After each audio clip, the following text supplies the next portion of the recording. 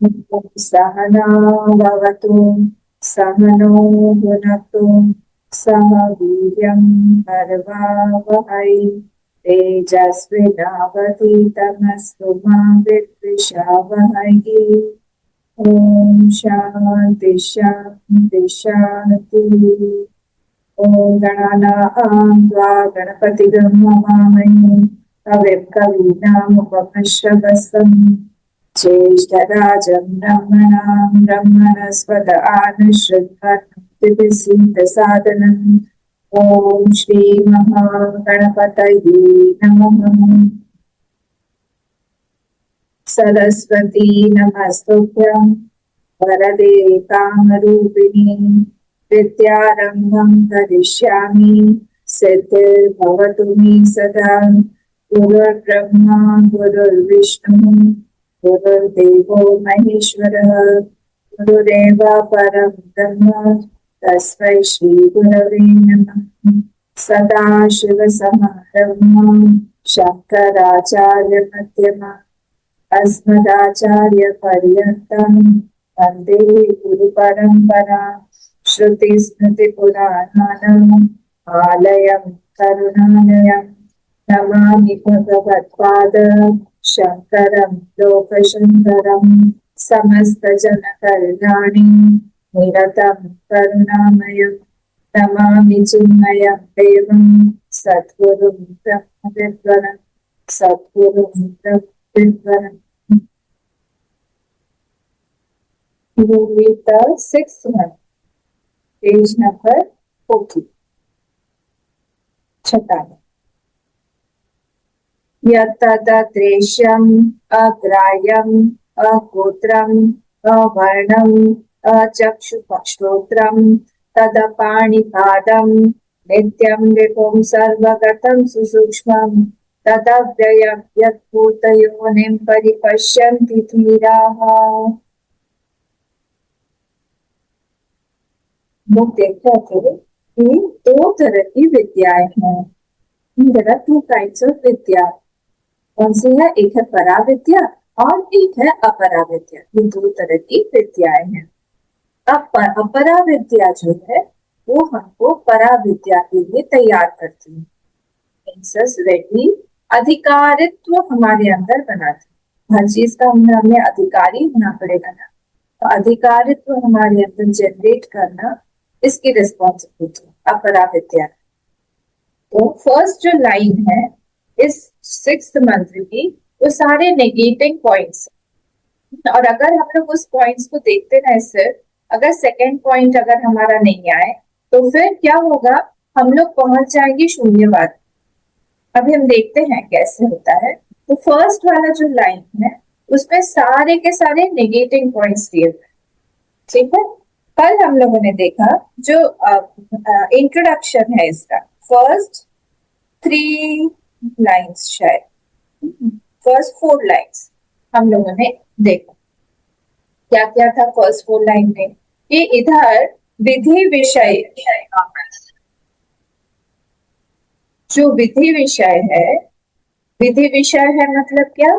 जो कर्म कांड है तो कर्म कांड के विषय में क्या होगा? कर्म कांड के विषय में हमारे पास बहुत सारा कर्ता, इंस्ट्रूमेंट्स, फिर बहुत सारे द्रव्य इत्यादि हमको इकट्ठे करने पड़ेंगे। और जो वाक्यार्थ काल है और ज्ञानार्थ काल है ये दोनों अलग अलग है। मैं फिर से और डिटेल में नहीं जाऊंगी, कल मैंने समझाया था। जिस समय में हमारा हम श्रवण करते हैं उस समय में हमको अर्थ क्लियर हो जाता है, पर उसका फ्रूट जो है ज्ञान काल कभी लेटर ऑन आता है, समकाल नहीं। पर यहाँ पे ज्ञान का क्या है? वाक्यार्थ ज्ञान समकाल एवं। सेकेंड में वाक्यार्थ और ज्ञान काल जो है वो उसी समय जब हम सुन रहे हैं उसी समय हम लोग को ज्ञान हो जाता है। एवतो पर्यवसितो भवति। अब यहाँ से हम लोग आगे बढ़े। यहाँ से अब यत्तत् अदृश्य, एक हमारी दृष्टि मूलम पे होनी चाहिए, एक हमारी दृष्टि भाष्य पे होनी चाहिए। मूलम भाष्य, मूल मतलब जो एक्चुअल मंत्र है उस पे हमारी एक दृष्टि होनी चाहिए और एक दृष्टि हमारी भाष्य पे। वहां से एक वर्ड लेके भाषण, उसका एक्सप्लेनेशन देंगे, फिर ऊपर से लेंगे, फिर एक्सप्लेनेशन देंगे, इस तरह से हम लोग चलेंगे। तब यह तत् अदृश्य। अब ये अदृश्य जो वर्ड है, इसका क्या मीनिंग है? देखिए, first, second, third, fourth, fifth line. अदृश्यम, अदृश्यम, अदृश्यम, अदृश्यम सर्वेषां बुद्धि इंद्रियाणाम अगम्यम इति एतत्। तो अदृश्यम जो वर्ड है, वो क्या बोल रहे हैं यहाँ पे कि वो अदृश्यम है। वो इसको हम लोग बोलते हैं छांदस प्रयोग। अदृश्यम बोल के कोई वर्ड होता ही नहीं है। ये श्रुति माँ ने एक वर्ड जनरेट किया हुआ है। ये वर्ड जनरेट करके वो हमको समझा रही हैं। क्या? कि अदृश्यम मतलब होता है, अदृश्य मतलब अगोचर, मतलब उसको हम लोग देख नहीं सकते, दृश्य नहीं है, वो दृश्य नहीं बन सकता है, अदृश्य। अब इसको थोड़ा सा कहा, सर्वेशा बुद्धि, बुद्धि इंद्रियाणाम अगम्य इति एतत्।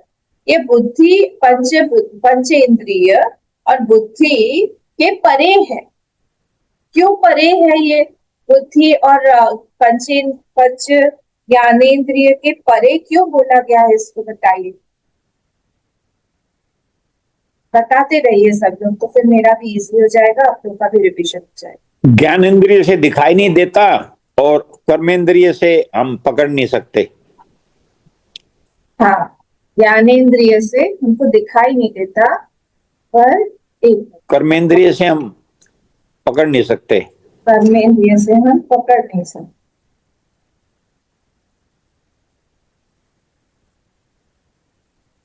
मेरी आवाज आ रही है? हाँ, आ रही है। तो मैं ये बोल रही थी कि ज्ञानेन्द्रिय और कर्मेंद्रिय से हम पकड़ क्यों नहीं सकते, वही मेरा क्वेश्चन, पकड़ क्यों नहीं सकते?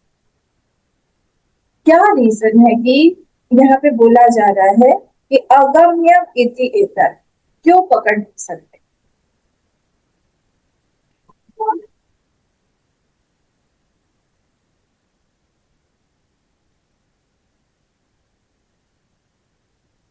उनका आकार नहीं है ना कोई।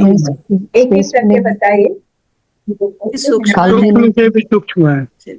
सूक्ष्म है और काल में नहीं है, स्पेस में नहीं है, कोई ऑब्जेक्ट भी नहीं है।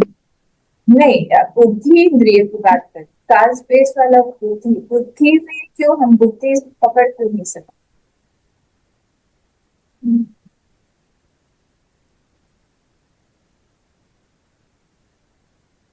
बुद्धि से तो हम पकड़ सकते, पकड़ना पड़ेगा, क्यों नहीं? क्या कारण है, क्या बोलेंगे? चित्त शुद्धि होने के बाद ज्ञान बाद में आते हैं, तो इसीलिए पकड़ नहीं सकते। ज्ञान बाद में आता है, तो ज्ञान जब आ जाता है, क्या हम तब पकड़ लेते हैं क्या उसको, जब ज्ञान आता है? बुद्धि उनके प्रकाश में काम करती है। हाँ, यही मैं चाह रही थी। मंत्र बताइए, कौन सा मंत्र है इसका? बुद्धि उसी के प्रकाश में काम करती है, इंद्रिय उसी के प्रकाश में काम करते हैं। हिंट दे रही हो केनोपनिषद।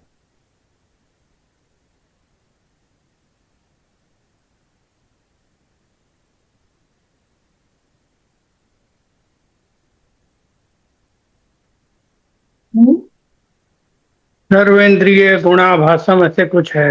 नहीं, इसलिए हम लोग को ना सारी चीजें रिवाइज करते रहने पड़ेगी, हम भूल जाएंगे तो। श्रोत्रस्य श्रोत्रम मनसो मनोयत, श्रोत्र का भी श्रोत्र है, मन का भी मन है। चक्षुष चक्षु, चक्षु का भी चक्षु है। ये श्लोक का मंत्र जो है, कल आप लोग लर्न करके मुझे सुनाएंगे, ठीक है? इसीलिए ये अग्राह्य, क्यों? क्योंकि वो टॉर्च है ना बैटरी का। अगर वो बैटरी का टॉर्च है, बैटरी कभी भी टॉर्च अपने बैटरी को देख सकता है क्या? तो निकल जाएगा तो दिखेगा ही नहीं। तो इसीलिए वो, क्योंकि वो उसकी आत्मा है, बुद्धि का भी बुद्धि है, चक्षु का भी चक्षु है, श्रोत्र का भी श्रोत्र है, वो अपने ऊपर ही काम नहीं, क्या है, आत्मनि क्रिया भावात, स्वात्मनि क्रिया भावात, अपने ऊपर कर्म नहीं हो सकता है। पैर से चलने के लिए हम लोग को जमीन चाहिए, पैर पैर के ऊपर चल सकता है क्या? ये वाला पॉइंट, इस पॉइंट को छू सकता है क्या? वैसे ही यहाँ पर भी नहीं हो पाएगा। क्या बुद्धि उसको ग्रास्प नहीं कर पाएगी, क्योंकि जिस बुद्धि में वो है, बुद्धि जो है, जो देख रही है, वो उसी के पावर से देख रही है, तो उसको कैसे देखेगी, उसको कैसे एक्सप्लेन करेगी, उसको कैसे ग्रहण करेगी? इसलिए वो दृश्य बन नहीं सकता है। ठीक है, अब देखते हैं हम लोग इसको थोड़ा सा। देखिए यहाँ पे जो लिखा हुआ है, इधर दृश्य है बहिष्प्रवृत्तस्य पंचेन्द्रिय द्वारकत्वात्, दृश्य है, अब ये दृश्य है बहिष्प्रवृत्तस्य, दृश्य वर्ड है, उसका ये दृश्य हो गया है, दृश्य है, ये दृश्य वर्ड हो गया, दृश्य वर्ड है। अब वो दृश्य वर्ड मतलब क्या? ये इकारात पुल्लिंग है, ये चैतन्य मीनिंग है इसका। ठीक है, तो चैतन्य जो है बहिष्प्रवृत्तस्य, ये बाहर की तरफ जाता है। पंचेंद्रिय द्वारकत्वात्, कहाँ से? पंच ज्ञानेन्द्रिय के द्वार से जाता है। अरे चैतन्य बाहर कहाँ से जाएगा? तो इसको हम लोग देखते हैं कि यहाँ पे क्या बताना चाह रहे हैं। तो दृश्य जो चैतन्य है, चैतन्य भाष्यकार जो है, भाष्यकार भगवान ने इस वर्ड को बनाया हुआ है, ये पॉइंट दिस वर्ड, भगवान भाष्यकार, ये इनकी विद्वत्ता है। अब वो यहाँ पे बोल रहे हैं दृश्य ही बहिष्प्रवृत्त से, दृश्य जो है दृश्य बाहर जाता है, चैतन्य बाहर जा रहा है। चैतन्य दो प्रकार के होते हैं, एक होता है स्वरूप चैतन्य और एक होता है आभास चैतन्य। तो जो स्वरूप चैतन्य है वो हर जगह पे है, वो उसको वो कहीं जा नहीं सकता है, ना आ सकता है ना जा सकता है, जो हर जगह पे, जिसको हम ब्रह्म बोलते हैं। और एक है आभास चैतन्य। आभास चैतन्य मतलब क्या? जो हमारे अंतःकरण में प्रतिबिंबित चैतन्य है। हमारा जो अंतःकरण है, हम लोग देखा ना, हम लोगों ने सटल बॉडी है हमारा, सटल सूक्ष्म शरीर है, सूक्ष्म शरीर में पंच ज्ञानेन्द्रिय, पंच कर्मेंद्रिय, पंच प्राण और हमारा अंतःकरण चतुष्टय, ये है। तो उस अंतःकरण में जब उसका प्रतिबिंब पड़ता है उस चैतन्य का, उसको हम बोलते हैं आभास चैतन्य। ठीक है, तो रिफ्लेक्टेड इन द अंतःकरण। ठीक है, तो ये जो वृत्ति है हमारी, कौन सी वाली वृत्ति? हमारे जो थॉट्स आ रहे हैं अंदर अंदर, वो हमेशा क्या होगा? उस चैतन्य के साथ रहेंगे। प्रतिबोध विदितम मतम। ठीक है, याद आया प्रतिबोध विदितम मतम? फिर से केनोपनिषद भूलिए नहीं। हर एक प्रतिबोधे, हर एक वृत्ति के पीछे वहां पे एक जो आत्मा है या चैतन्य है वो लगा हुआ है। नहीं तो फिर वृत्ति तो जड़ है। वृत्ति में जो हमारी सेंशियंसी है, हम जो सोच पा रहे हैं, वो हम कैसे सोच पा रहे हैं? इतनी सारी चीजें एक के बाद हमको ध्यान आ रहा है, याद रख रहे हैं, वो कैसे पॉसिबल है? अगर पीछे चैतन्य की शक्ति नहीं होगी, वो पॉसिबल ही नहीं है। इसलिए हर एक वृत्ति के पीछे वो चैतन्य रहा है, पड़ा हुआ है, जा रहा है, फॉलो कर रहा है। ठीक है, तो ये वृत्ति क्या होती है? ये वृत्ति जो है ये बाहर जा रहा है। कौन? यही जो अंदर की वृत्ति है। अगर सपोज मुझे बाहर मेरा किताब रखा हुआ, तो मुझे किताब देखनी है।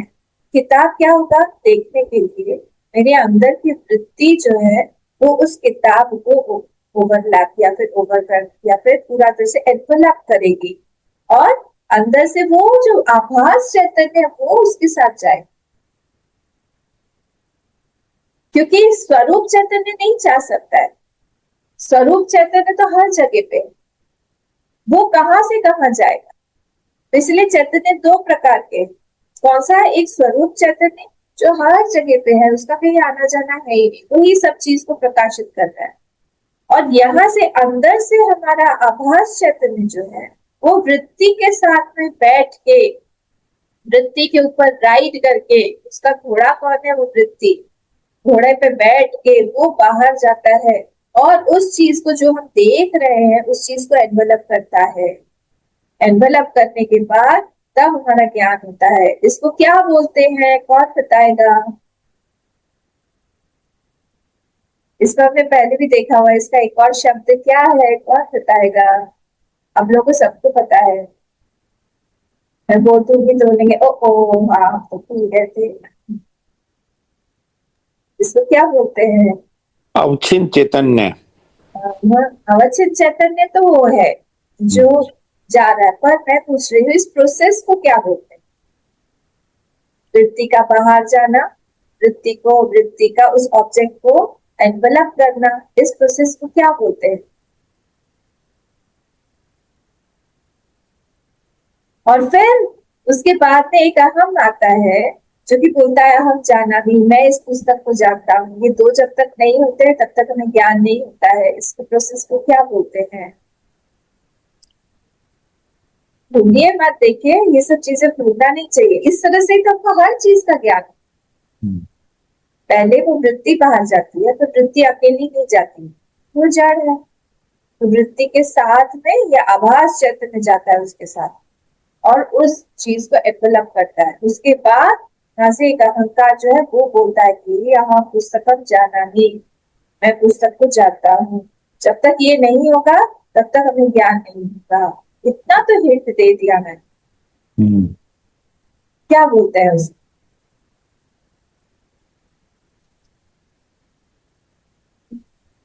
तो ये जो वृत्ति है, ये आभास चैतन्य, ये उस वृत्ति पर जाके बैठ के बाहर जाएगा और उसको ज्ञान। जैसे बाहर सूरज है तो सूरज जो है वो हर जगह पे है, वो स्वरूप चैतन्य। हमारे कमरे के अंदर अंधेरा है, वहां पे हमें लाइट चाहिए, हमने क्या किया, आईना या फिर बकेट का पानी ऐसे इस एंगल में रखा कि वहां से रिफ्लेक्शन आ रहा है और कमरे में लाइट आ रही है।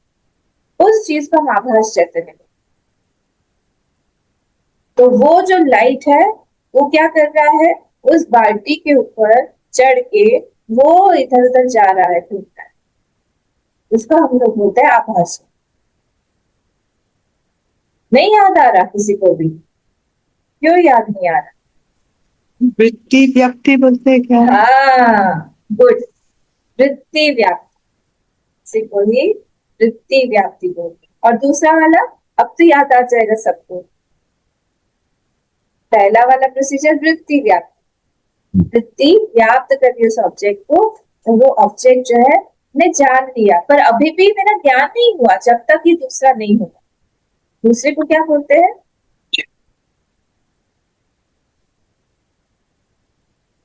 दूसरा भी बता दीजिए। एक तो वृत्ति व्याप्ति हो गई और दूसरा फल व्याप्ति। फल व्याप्ति भूलिए मत, आप जब तक नहीं बोलेंगे बार बार आपको रिपीट करना पड़ेगा तो हमको याद रहेगा। तो ये जो है इसी को ही बोला जाता है, ये जो आभास चैतन्य है ये क्या है, ये बाहर जा रहा है। किसके साथ जा रहा है? वृत्ति के साथ। और ये अंतःकरण वृत्ति जो है ये दोनों मिलके बाहर जा रहे हैं। यही है ये दृष्टि जो है ना, ये चैतन्य, ये दृष्टि यहाँ पे सिर्फ दृष्टि बहिष्प्रवृत्तस्य, जो बाहर जा रही है अकेला नहीं जा रहा, ये आभास चैतन्य जा रहा है। हर एक चीज को हमको जानना पड़ेगा कैसे हो रहा है। तो ये जो दृश्य, दिस इज कॉल्ड वृत्ति व्याप्ति। दृश्य है बहिष्प्रवृत्तस्य पंचेंद्रिय द्वारकत्वात्। कहाँ से जा रहा है? पंच ज्ञानेंद्रिय के द्वारकत्वात्, द्वार से वो बाहर निकलता है। सिंपल है। कहाँ से वो जाएगा? द्वार तो चाहिए ना, घर से बाहर जाएंगे तो आपको दरवाजा चाहिए, कहाँ से बाहर जाए? हमारे पंच ज्ञानेंद्रिय के पास दरवाजे को खोल के, अगर रूप है तो आंख से जाएगा, अगर स्मेल लेना है तो नाक से जाएगा, अगर टच करना है तो स्किन से जाएगा, अगर सुनना है तो श्रवण द्वार से जाएगा, है ना? तो तरह तरह के द्वारों से यही वृत्ति जो है उसको अंतःकरण वृत्ति का आभास चैतन्य। चलो चलो मैं अकेला नहीं जाऊंगा, तुम्हारे साथ जाओ। ये लोग जाते हैं बाहर और उस ऑब्जेक्ट को एनवेलप करते हैं, ये वृत्ति व्याप्ति हो गया। और इसके बाद का जो स्टेप है इसको बोलते हैं फल व्याप्ति। यहाँ पे उसका इंपॉर्टेंस नहीं है, यहाँ पे सिर्फ उसी का है। पर ज्ञान तभी पूरा होता है जब एक अंतःकरण वृत्ति होल्डर बन के उस ज्ञान को बोलते कि I know that this is my knowledge, इसको बोलते हैं फल वृत्ति। तब अब इसका आप अलग अलग करके देखिए। सपोज आप लोग आए, बहुत भीड़ है, बहुत सारी भीड़ है, और आप आए और आपने मुझे प्रणाम किया, हरिओम बोला, और आप वहां पे जाके सीट पर बैठ गए। अगले दिन मैंने भी हरिओम बोला था, अगले दिन मैंने पूछा आप आए नहीं, तो आपने कहा अरे अम्मा आप ऐसे कैसे करती है, हमने तो हरिओम भी बोला आपको, आपको हमने किताब भी दी। तो ओ हाँ अब याद आया, अच्छा अच्छा अच्छा आपने किताब। तो क्या हुआ इसमें बताइए, फल व्याप्ति और वृत्ति व्याप्ति में कौन सा नहीं था? वृत्ति व्याप्ति हुआ, फल व्याप्ति नहीं हुआ। हाँ, वृत्ति व्याप्ति हुआ और फल व्याप्ति नहीं हुआ, तो इसलिए फल व्याप्ति जरूरी है। वृत्ति व्याप्ति हो गया, एनवेलप कर लिया, पर जब तक वो पोजीशन नहीं होगा वहां पे, तब तक ये मेरा नॉलेज है ये रजिस्टर नहीं होगा, इंप्रेशन नहीं पड़ेगा।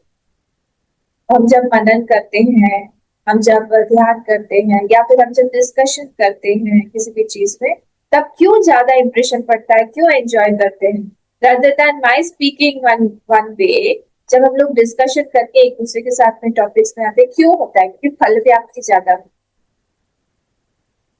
यहाँ पे एक ही तरह से होता है, वृत्ति व्याप्ति होती है।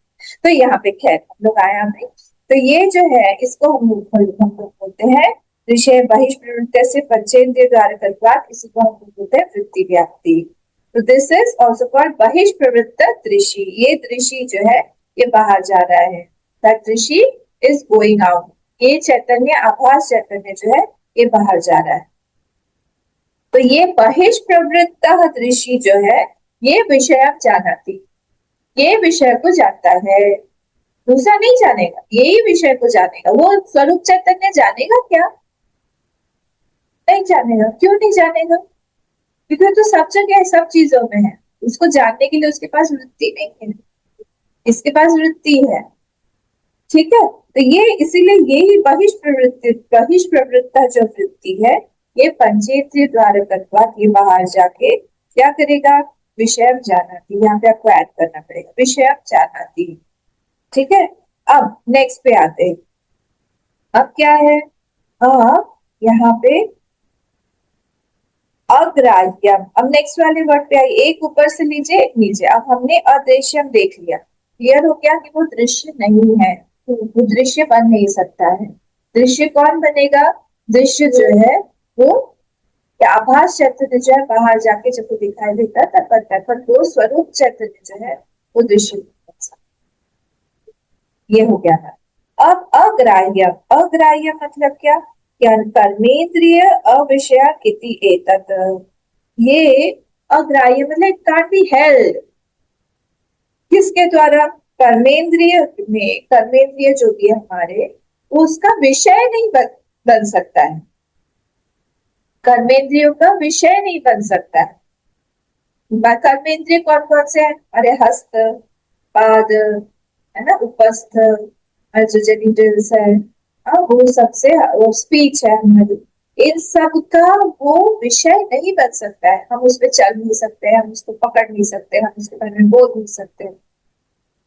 ठीक है, तो कर्मेंद्रिय अविषय एतत्, तो इसीलिए वो कर्मेंद्रिय का विषय नहीं हो सकता। It is not object of sense organs of action. कर्मेंद्रिय अविषयत्वात्, तो कर्मेंद्रिय का विषय नहीं हो सकता है। तो कर्मेंद्रिय जो है ना, ये ज्ञानेंद्रिय का सर्वेंट है। ठीक है, तत्वबोध पे चलिए फिर से। तत्वबोध पे जाके मुझे आप बताइए कौन कौन से सेंस ऑर्गन्स, कर्मेंद्रिय एक तरफ रख लीजिए, एक तरफ ज्ञानेंद्रिय रख लीजिए, कौन कौन से दोनों साथ साथ चलते, कौन कौन से साथ साथ चलते?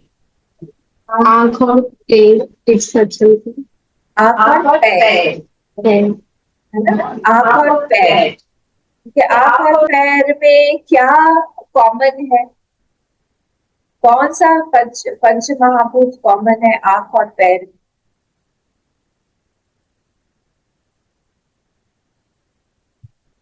आंख जो है ये कर्मेंद्रिय है या ज्ञानेंद्रिय है?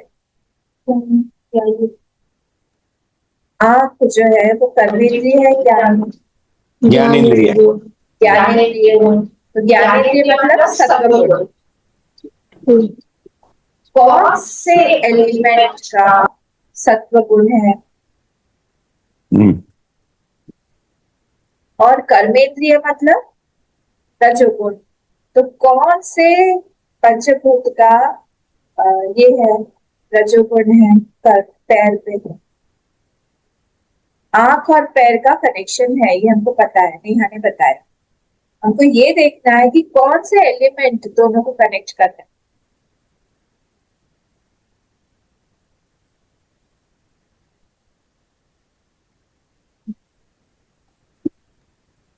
अग्नि का है। अग्नि। बिल्कुल। इतना टाइम क्यों लगा? अग्नि का है, क्यों? क्योंकि चक्षु जो है वो अग्नि का ही स्वरूप देखता है ना। शब्द स्पर्श रूप, रूप कौन दिखाता है? अग्नि। ठीक है। और वही पैर में अग्नि का ही रजोगुण है, आंख में अग्नि का ही सत्वगुण, इन दोनों का कनेक्शन है। ठीक है। तो ये जो कर्मेंद्रिय है, पैर जो कर्मेंद्रिय है, वो आंख की बात ही सुन के चलता है। तो ये इंडिपेंडेंट नहीं है।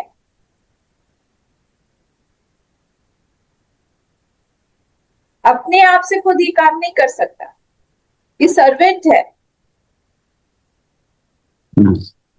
कोई भी कर्मेंद्रिय, सारे पंच कर्मेंद्रिय जो है वो ज्ञानेंद्रिय के, क्योंकि सत्वगुण प्रधान होता है ना हर जगह।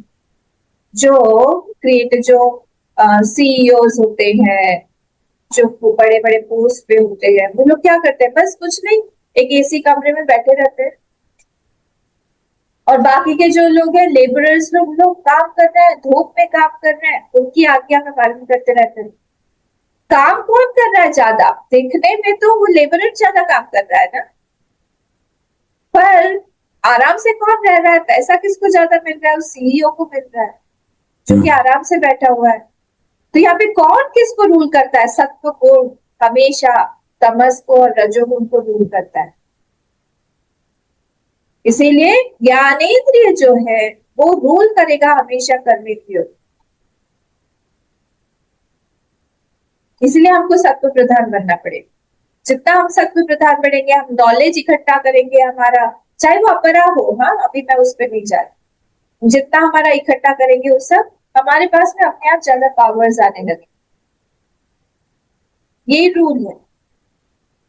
तो इसलिए सारे के सारे कर्मेंद्रिय यहाँ पर जो बोला है, अग्राह्य कर्मेंद्रिय अविषय, सारे के सारे कर्मेंद्रिय जो है वो ज्ञानेंद्रिय के सर्वेंट है, अपना का इंडिपेंडेंट कुछ भी नहीं है। हैंड्स जो है, हाथ, हाथ किसके साथ चलता है? जैसे इन दोनों की जोड़ी है आंख और पैर की, हाथ का किसके साथ है? हाथ तो कर्मेंद्रिय है, हैंड्स। देखिए ऐसे मत करिए, तब तो ये मत, हमारा बहुत प्यारा ग्रंथ है।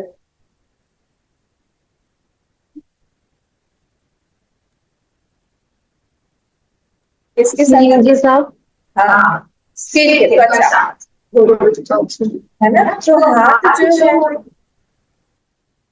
हाथ जो है वो क्या करेगा? हाथ हमेशा उस जो स्किन है उसी की बात मानेगा, उसी की ऑर्डर पे काम करेगा, उसी को ही नॉलेज देगा। ठीक है। तो इस तरह से ये पूरा का पूरा ये सब इस चलता रहता है इसी तरह से। तो कर्मेंद्रिय जो है वो क्या है? वो ज्ञानेंद्रिय के सर्वेंट्स है, ये अपने आप में काम नहीं करते। इसलिए कर्मेंद्रिय जो है वो प्रमाण कभी भी नहीं बन सकते। प्रमाण मतलब क्या? मीन्स ऑफ नॉलेज, वो नहीं बन सकते। ज्ञान प्राप्ति का साधन जो है वो कर्मेंद्रिय नहीं कर सकते, कि वो किसकी आज्ञा पे काम कर रहे हैं, काम कर रहे हैं ज्ञानेंद्रिय की आज्ञा, इसलिए वो अपना अपना उनका है ही नहीं, तो इसीलिए इट इज नॉट ग्रास्पेबल, क्योंकि वो अपना उनका तो कुछ है ही नहीं। वो लोग काम किसके लिए कर रहे हैं, वो काम कर रहे हैं ज्ञानेंद्रिय के लिए, तो इसीलिए वॉट एवर इज नॉट ग्रास्पेबल, जो ग्रास्प जिसको हम पकड़ नहीं सकते हैं, वो क्या होगा, वही इसी को ही हम लोग यहाँ पे बोल रहे हैं अग्राह्य, अग्राह्य इसको ग्रहण नहीं कर सकते। ठीक है, तो जो भी, और सेकेंड पॉइंट क्या है, जो भी हम ग्रहण नहीं कर सकते हैं दैट इज नॉट चैतन्य, तो चैतन्य नहीं हो सकता। गड़बड़ बोल दिया मैंने, जो भी हम ग्रहण नहीं कर सकते वही चैतन्य हो सकता है। हम चैतन्य को कैसे पकड़ सकते हैं, चैतन्य तो पकड़ में नहीं आया, अगर वो पकड़ में आया तो फिर वो कर्मेंद्रिय और ज्ञानेंद्रिय का विषय हो गया, है ना?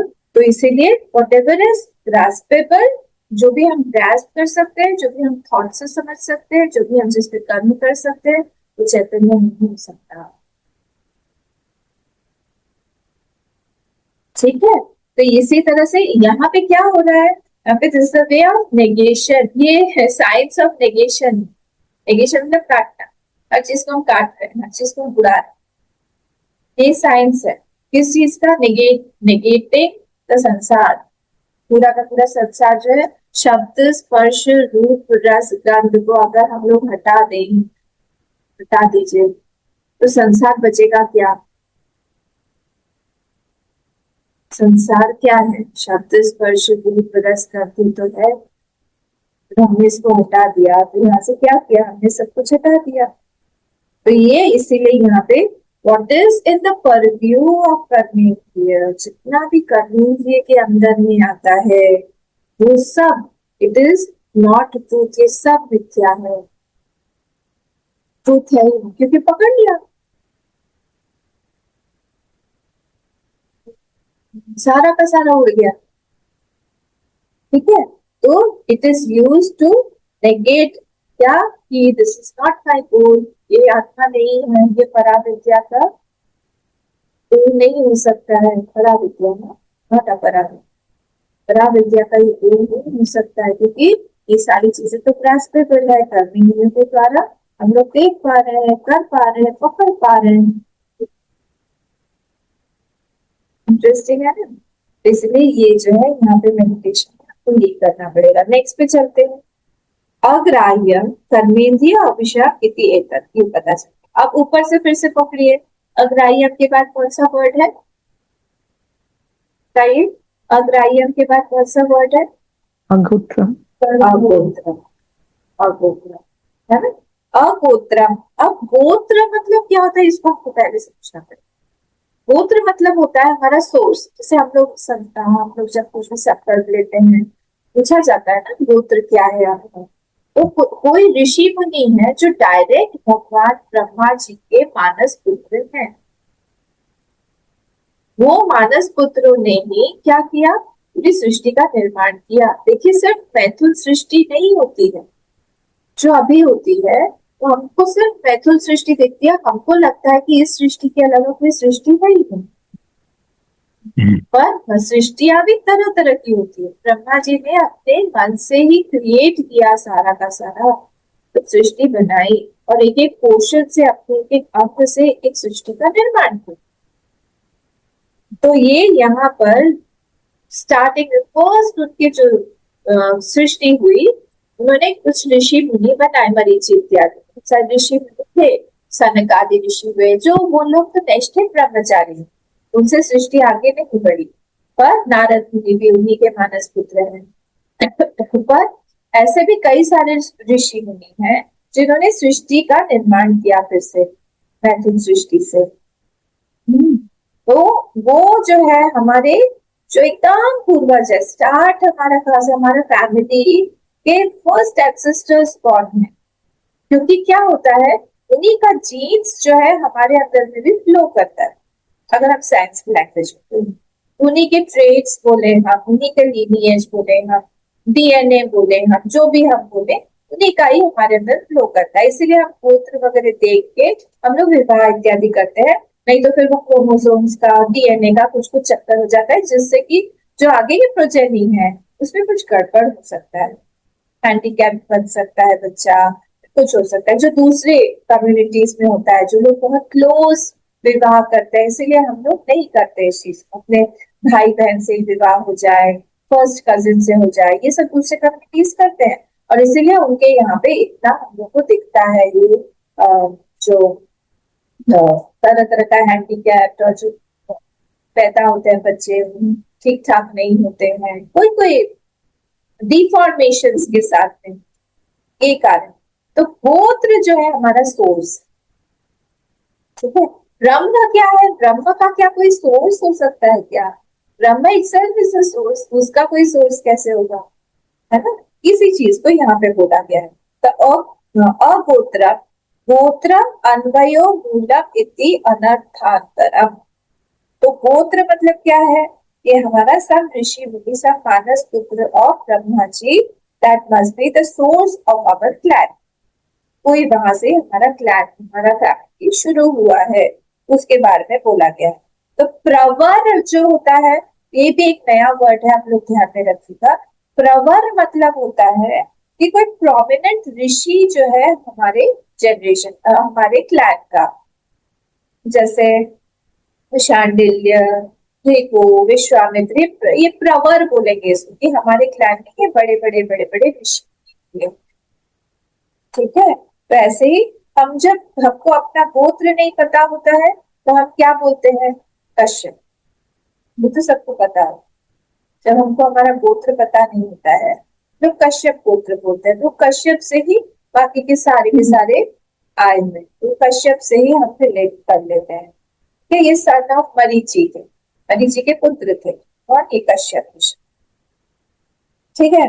तो इसीलिए गोत्र जो है दैट परवेज ऑल, वो जो गोत्र है वो सब, जितनी भी लीनिएज कंटिन्यू हो रही है, वो सब में से वही क्रोमोसोम बोले, डीएनए बोले, संस्कार बोले, वो हमारे अंदर से भी जा रहे। तो नहीं तो क्या होगा, अगर वो नहीं जाएगा, मतलब अगर वो सब में से नहीं जा रहा है तो उसका कनेक्शन नहीं है। एक कनेक्टिविटी दिखाता है गोत्र, सब में से जा रहा है। तो ये अगोत्रम मतलब क्या?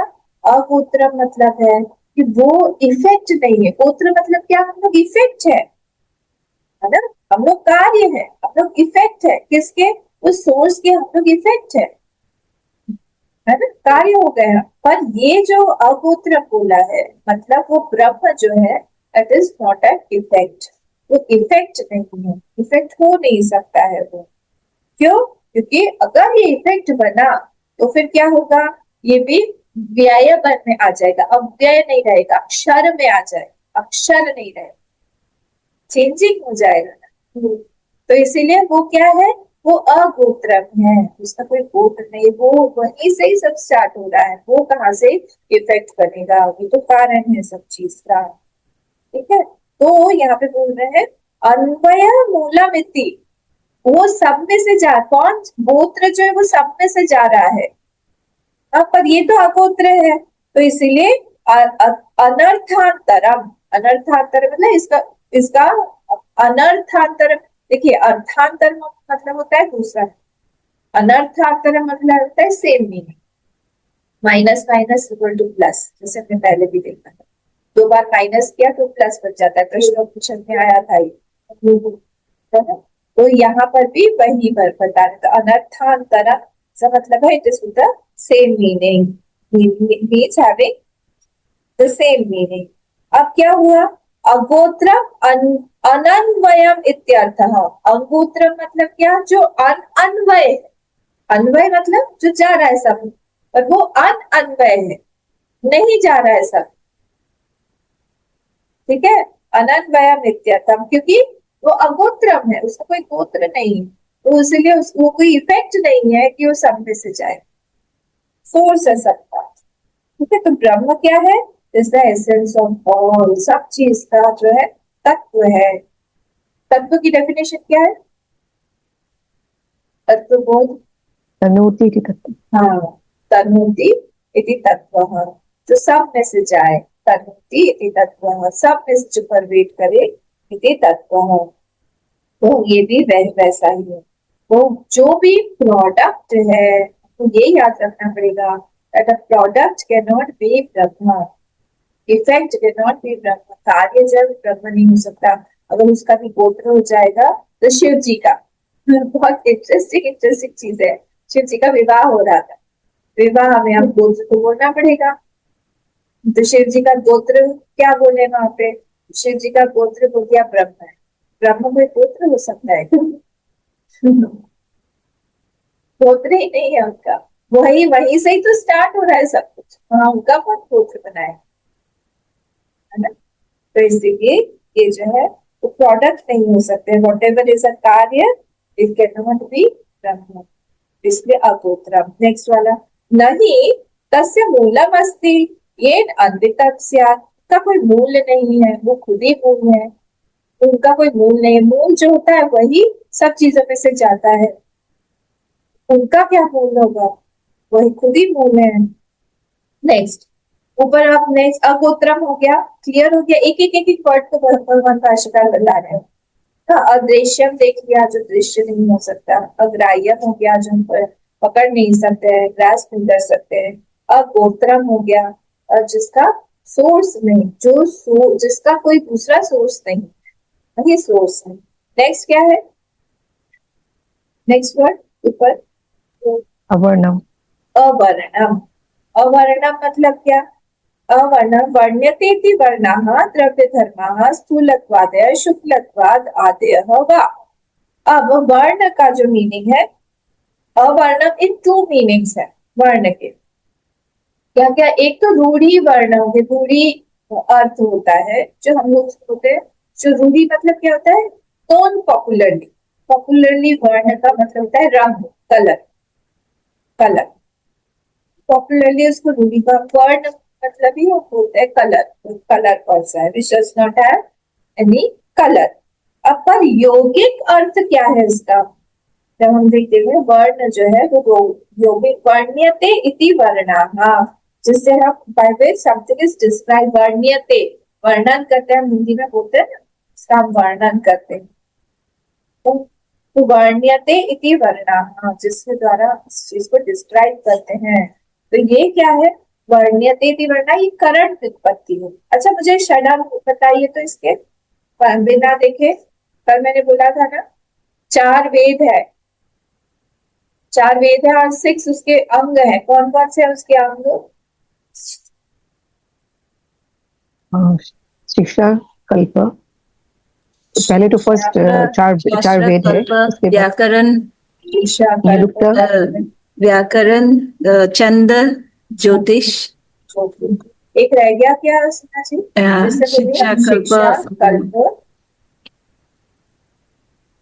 व्याकरण, निरुक्त, निरुक्त, निरुक्त, फिर छंद, छंद, ज्योतिष। ठीक है। ये सारे क्या है, ये सारे उपांग है, मतलब षडांग हैं इसके, इन्हीं वेदों के षडांग हैं, और इसके साथ ही पूरा का पूरा अपराधित्य कंप्लीट होता है। तब ये यहाँ पे जो हम लोग कर रहे हैं ना, वर्ण को हमने थोड़ा वर्ण्यते इति वर्णाः, इसको हम बोलते करण व्युत्पत्ति, यहाँ से लिया व्याकरण से, निरुक्त से, निरुक्त होता है ना, तो वो वर्ड कैसे बना। तो अब क्यों उसका वर्णन नहीं कर सकते हैं, क्योंकि वर्णन हम लोग 5 ही चीजों का कर सकते हैं। कौन बताएगा कौन कौन सी 5 चीजों का वर्णन कर सकते हैं,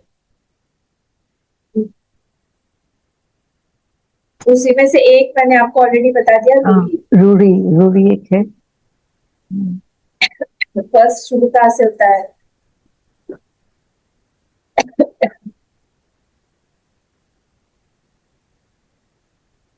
जाति, जाति, वर्ण, रूढ़ी, ऐसा था ना? वर्ण नहीं है, वर्ण नहीं था। जाति, आकार, हाँ आकार, आपको जाति, जाति, गुण, हाँ हाँ गुण है, और उसके पहले एक और है क्या?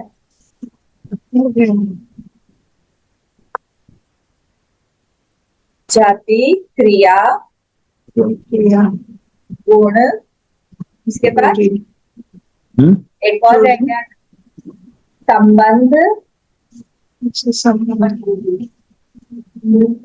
रूढ़ी, जो पॉपुलरली नोन है। सूरज को हम सब लोग सूरज बोलते हैं, ऐसे सा। ठीक है, तो ये पांच चीजों में ही वर्ड्स जो है एक्सप्लेन कर सकते हैं। तो डिस्क्राइब अगर किसी चीज को करना होगा, हम लोग ये पांच में से अगर एक चीज होगी, किसी चीज की कोई जाति, जाति मतलब क्या? ब्राह्मण क्षत्रिय ये सब जाति है क्या? जाति मतलब क्या? जाति का डेफिनेशन क्या है? आकार व्यंग्य का जाति, हाँ, आकार व्यंगिका जाति। आकार व्यंगिका जाति मतलब क्या? किसी एक आकार का सब चीज है। गौ जाति, वृक्ष जाति, एक ही आकार के सारे, उसको हम जाति बोलते हैं। सारे के सारे गौ जो है के एक ही तरह के होंगे, सींग होगी, पूंछ होगा, बड़े लंबे लंबे कान है ना? तो वो उसको हम बोलते हैं जाति। क्रिया तो पता है, कोई अगर क्रिया अगर कोई कर रहा है तो उसको हम लोग एक्सप्लेन कर सकते हैं वर्ड्स। गुण, सारे के सारे गुण, कुछ ना कुछ उसमें गुण होना पड़ेगा। संबंध, किसी का किसी के साथ में, किसी चीज का किसी वस्तु के साथ में संबंध होगा, तो हम उसको एक्सप्लेन कर सकते हैं। रूढ़ी मतलब पॉपुलरली जो दुनिया में जाना जाए किसी चीज, वो ये पांच के अलावा अगर कोई चीज छठी है तो हम उसको एक्सप्लेन नहीं कर पाए।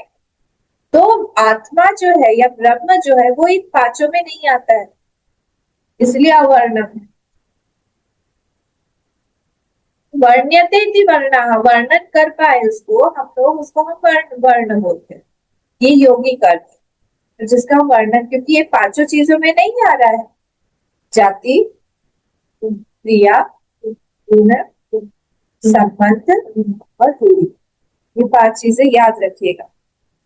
ठीक है, तो वर्णाश्रम ऑल्सो मीन्स क्या? वर्ण। वर्ण में वर्णाश्रम भी आता है, पर यहाँ पर जो है लोग देख रहे हैं, जाति का मतलब होता है आकार व्यंगिका जाति। ठीक है, तो यहाँ पर क्या बोल रहे हैं कि इसका वर्ण्यतिथि वर्णा द्रव्य धर्मा, कोई द्रव्य धर्म है जिसका कुछ गुण है। भी हमने देखा ना, तो गुण है।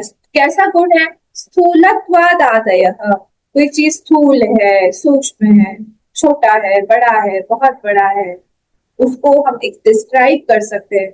और क्या? शुक्लत्वाद आदय, शुक्ल मतलब होता है व्हाइट, शुक्ल मतलब है व्हाइट ना, शुक्ल पक्ष कृष्ण पक्ष होता है व्हाइट। अब कोई चीज व्हाइट है, ब्लैक है, उसको हम डिस्क्राइब कर सकते हैं। ब्रह्म को कैसे डिस्क्राइब करें? ब्रह्म को हम डिस्क्राइब नहीं कर पाएंगे। ठीक है, तो इसीलिए यहाँ पे बोला है वर्ण्यते वर्णाः द्रव्य धर्माः स्थूलत्वादयः शुक्लत्वादयो वा, वो भी इन चीजों में से होगा तो फिर वो वर्णन कर सकेंगे, और इन चीजों में नहीं होगा तो फिर वो क्या है? अवर्णम। अवर्णम, अविद्यमाना वर्णाः यस्य, जिसमें वर्ण नहीं है, अविद्यमान वर्ण है जिसमें नहीं है। बहुत इजी है, सिंपल। तद अवर्ण, वो अवर्ण है। और तद अक्षरम, और वो कैसा है? वो अक्षर है, क्योंकि जिसमें भी कोई क्वालिटी आप डाल दोगे तो वो वहां पे क्षर में आ जाए। वो आगे पीछे, अच्छा क्वालिटी, बुरा क्वालिटी, क्वालिटी कम हो रहा है, ज्यादा हो रहा है, ये सब होता रहेगा ना। अभी जैसे ये वाला मैं जहाँ पे बैठी हुई हूँ हॉल आके, वहां पे ये जो कलर देख रहे हैं, ये जब पेंट हुआ था 20 साल पहले, पुरानी बिल्डिंग है, 20 साल पहले जब ये हुआ था तब ये कलर तो होगा नहीं, दूसरा कलर था। तो कलर चेंज हो जाता है, चेंज होके दूसरा हो जाता है, फेड हो जाएगा, कभी दूसरा हो जाएगा। हर चीज में गुण में कहीं पे भी आप डालेंगे तो ऊपर नीचे हो पाएगा। ठीक है, तो उसमें क्या है? वो उसमें कोई वर्ण नहीं है, इसीलिए वो अक्षर है। जैसा है वैसा ही है, जैसा राम जी ने ब्रह्म को पाया वैसा ही हमने भी पाया। अभी अगर हमको साक्षात्कार होता है ब्रह्म का, अगर होगा तो फिर वो भी सेम वही होगा जो शिव जी जिनका ध्यान, शिव जी जिस चीज को जानते हैं, शिव जी का ब्रह्म और हमारा ब्रह्म अलग नहीं, जो अक्षर है चेंज नहीं होता है। अचक्षुश्रोत्रम, नेक्स्ट वाले पे आइए। अचक्षुश्रोत्रम, अचक्षुश्रोत्रम चक्षुषश्च श्रोत्रम च नाम रूप विषय करणे सर्व जंतूनाम ते अविद्यमाने यस्य तत् अचक्षुश्रोत्रम। बोल रहे हैं यहाँ पे कि वो कैसा है, वो अचक्षुश्रोत्रम, उसमें न चक्षु है न श्रोत्र है। श्रोत्र मतलब कान, चक्षु मतलब आँख। तो बोल रहे हैं श्रोत्र। अच्छा, अब इसमें देखिए चक्षु और श्रोत्र ये दोनों ही क्या है, यानी चक्षु से हम क्या देखते हैं, चक्षु से हम रूप, सारा सारा जितना रूप है वो सब चक्षु से।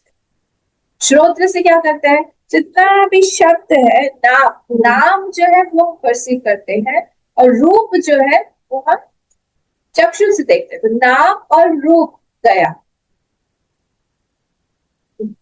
तो संसार ही चला गया।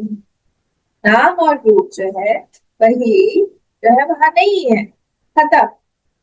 उसका वर्णन इसीलिए नहीं कर सकते कि आंख से देख नहीं सकते हैं और मुंह से बोल नहीं सकते हैं। इतना सुंदर है रामचरितमानस का एक दोहा है, उसमें जब सीता जी पुष्प वाटिका में गई, पुष्प वाटिका का पुस्तक है, जब अपने सखियों के साथ में गौरी माँ का वंदन करने गई, उस समय एक सखी वहां पे दौड़ते दौड़ते आई उनके पास में। बहुत वो खुशी का जो एक एक्साइटमेंट होता है ना, वैसा था।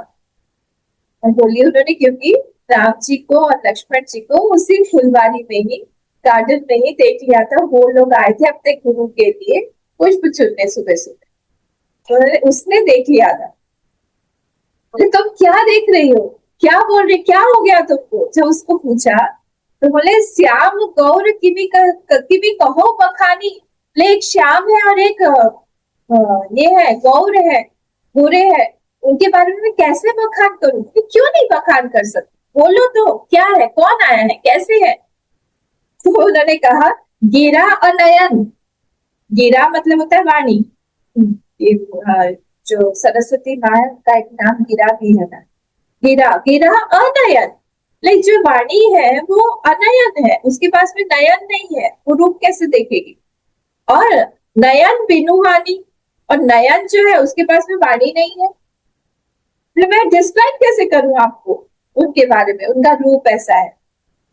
इतना सुधी पूरा वेदांत ये बोल दिया उसने, वो गुरु रूप है, वो मिला रही है जीव को ब्रह्म से मिलाने के लिए वो आई है। यही डिफरेंस है शूर्पणखा में और इसमें। जैसे ही सखी वहां पे, सारी सखियां जो है, सीता जी की सखियां, सब लोग राम जी को देखती हैं, सब लोग देखते हैं, उनको अपना ख्याल नहीं आया किसी को, उनको सीता जी का ख्याल आया। ये वर जो है ये सीता जी के लायक है। पर शूर्पणखा का एकदम उल्टा था। शूर्पणखा ने जैसे ही देखा वहां पे, राम जी को देखा, लक्ष्मण जी को देखा, उनको लगा कि क्या है, तुम्हारे समान पुरुष नहीं और मेरे समान स्त्री नहीं है इस संसार। सुंदर रूप बनाने गई थी, वो राक्षसी थी। न तुम सब पुरुष न मौसम नारी, ऐसा कुछ तो कुछ नहीं। ये डिफरेंस हो जाता है। तो यहाँ पे जब उसने देखा, उसने कहा कि मैं क्या करूं, गिरा नयन, नयन बिनु बानी, श्याम गौर की भी कहो बखानी, मैं कैसे बखान करूं उनका? ये यहाँ पे इसका देखिए सेम। तो इसीलिए वो कैसे है, अविद्यमाने यस्य तत् अचक्षु श्रोत्र, वहां पे ना चक्षु है ना श्रोत्र है, इसमें उस ब्रह्म, ये डायरेक्ट उसको एक्सपीरियंस हो गया, इसको सखी को, सीता जी की सखी को। ठीक है, यह सर्वज्ञ, हाँ यह सर्वज्ञ, हाँ तो इसलिए नाम रूप विषय करने सर्व जंतु ना, सब जंतुओं के पास, मतलब सब जितने भी भूत हैं उनके पास में क्या है, उनके पास, सबके पास में क्या है, ये चक्षु और श्रोत्र है, सारे के सारे ज्ञानेंद्रिय है, ते अविद्यमाने यस्य, वो जहाँ पे अविद्यमान है उसको हम लोग बोलते हैं अचक्षुश्रोत्रम, मतलब ब्रह्म। सारे जो भी जितने भी भूत मतलब क्या है, मतलब भूतानी इति भूता, जितने भी हुए हैं, जन्म जितना हुआ है उनके पास में चक्षुश्रोत्र है और उसके पास में नहीं है, ये यहाँ पे बोला जा रहा है। तो नाम रूप विषय जो भी है, ययोति नाम रूप विषय, ये बहुव्रीहि समास है, समास अपने देखा, छोड़ दीजिए। नाम रूप विषय करने सर्व जंतूनां ते अविद्यमानस्य तत् अचक्षुश्रोत्रम, उसके बाद में उसको बोला गया है अचक्षुश्रोत्रम। यह सर्वज्ञः सर्ववेद इत्यादि आगे बोला जाएगा। ये वाला जो है शायद नंबर 9 है इसी में फर्स्ट बिल्डअप में नंबर 9 तो वो जो सर्वज्ञ है सर्वविद है ये आगे बोला जाएगा। किसके बारे में? इसी ब्रह्म के बारे में। अभी तो आपने उड़ा दिया, चक्षु नहीं है, श्रोत्र नहीं है, बोल दिया उसका, तो फिर उसको ज्ञान कहाँ से होगा? वो ये सर्वज्ञ सर्वविद ये कैसे बनेगा? आगे आप जाके बोलोगे तो चेतनावत्व विशेषणत्वात् प्राप्त, तो जैसे ये चेतन जैसे चेतन है विशेषण बताया जाएगा, पर वो विशेष के रहित है। कौन? ये ब्रह्म। बहुत इंपॉर्टेंट है ये। वो ज्ञान हो रहा है पर चक्षु नहीं है, सब कुछ दिख रहा है पर चक्षु नहीं है, बोल सकते हैं पर वाणी नहीं है। इसी को ही फिर से रामचरितमानस का एक दोहा में फिर से बोला गया, इसलिए रामचरितमानस भागवत ये सब में वेदांत भरा हुआ है और हम लोग उसका मीनिंग नहीं जानते। वहां पे बोला गया है, पद बिनु चले सुने बिनु काना, कर बिनु करे करम विधि नाना। पद बिनु चले, यहाँ से आपके पास में भी ब्रह्म है, मेरे पास में भी ब्रह्म है, यहाँ से चल के जा रहा है क्या? पद बिनु चले, सुने बिनु काना, उसको कान नहीं चाहिए सुनने के लिए, आज श्रोत्रम है। पद बिनु चले सुने बिनु काना, कर बिनु करे करम विधि नाना, बहुत सा उसके हाथ नहीं चाहिए उसको करने के लिए। बिनु आनंद क्या है? बिनु आनंद रहित सकल रस भोगी, सब कुछ खा सकता है आनंद रहित। सूर्य सब चीज को खा लेगा ना, सूर्य का भी जो कारण है वही भगवान ने श्री कृष्ण रूप में अर्जुन को दिखा दिया था। सारे के सारे जीव उनके मुंह में एंटर हो रहे, विभत्स सा दृश्य था, देख के घबरा गए थे। आनंद रहित सर्व रस भोगी, सारा का सारा खा लेते। बिनु पानी बक्ता बड़ जोगी, बिनु पानी वाणी नहीं है उनकी, पर उनसे बड़ा वक्ता कोई और है ही नहीं। ये वही ब्रह्म।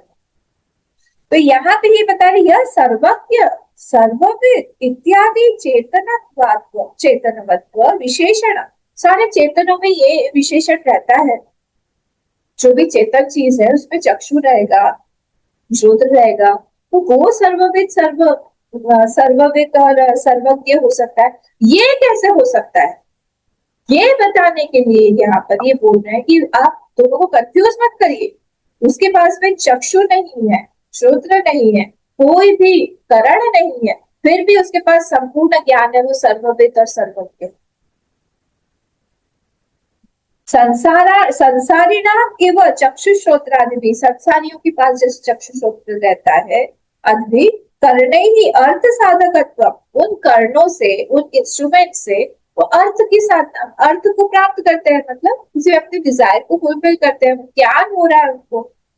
पर तद इह अचक्षु श्रोत्रमिति वार्यते, पर इसमें तो कोई चक्षु नहीं है, कोई श्रोत्र नहीं है, फिर भी पूर्ण ज्ञान है, सब कुछ जानते हैं।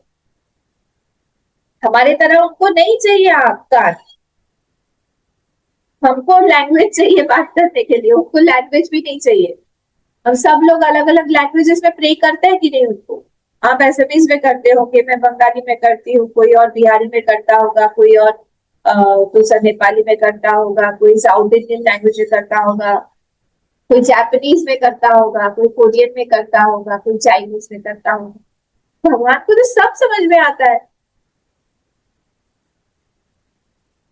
ना। बिनुबानी भक्ता बड़ जोगी, इसी को याद रखें, बिनुबानी भक्ता बड़ जोगी।